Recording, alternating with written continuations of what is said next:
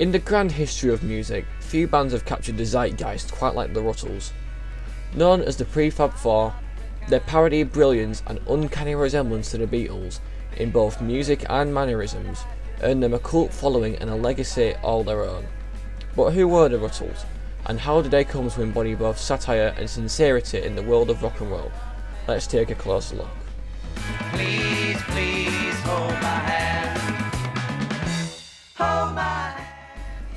The story begins in the 1970s, when comedian Eric Idle and musician Neil Innes crossed paths on the set of Monty Python's Flying Circus. Both shared a love of the Beatles and a penchant for satire.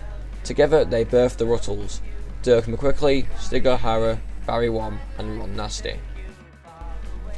The Rutles made their debut in Rutland Weekly on Television, a sketch comedy show created by Idle. Neil Innes, already an accomplished musician with the Bonzo Dog Doodah Band, wrote the music, crafting eerily accurate parodies of the Beatles' greatest hits. Songs like Hold My Hand and I Must Be In Love were hilariously familiar but stood on their own as brilliant compositions. In a lunchtime disco very close to these streets. Their first album was made in 20 minutes. The second took even longer.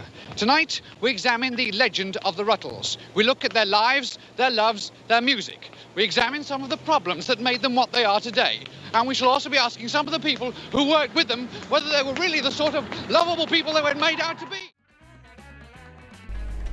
The Rutles skyrocketed to fame with the 1978 mockumentary All You Need Is Cash, a collaboration between Idle, Innes and a team of comedy heavyweights including Michael Powell and John Belushi.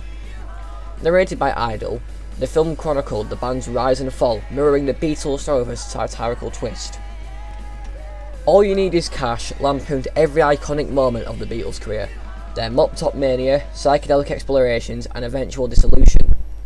The film also introduced the world to some of the most absurd yet memorable characters, like Leggy Mountbatten, the band's tragically inept manager.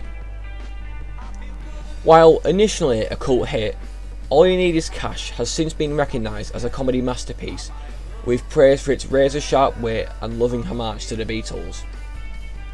The magic of the Rutles wasn't just in their humour, it was in the music.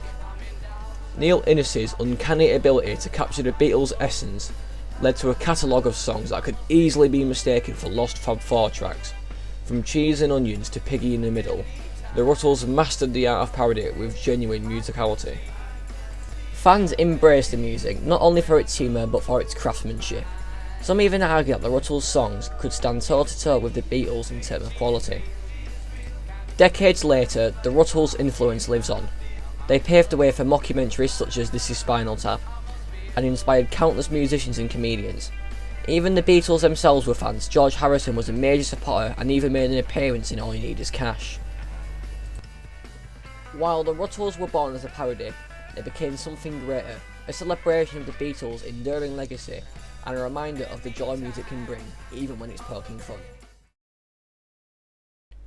Unless we're talking about the sequel to All You Need Is Cash, which is really not that good.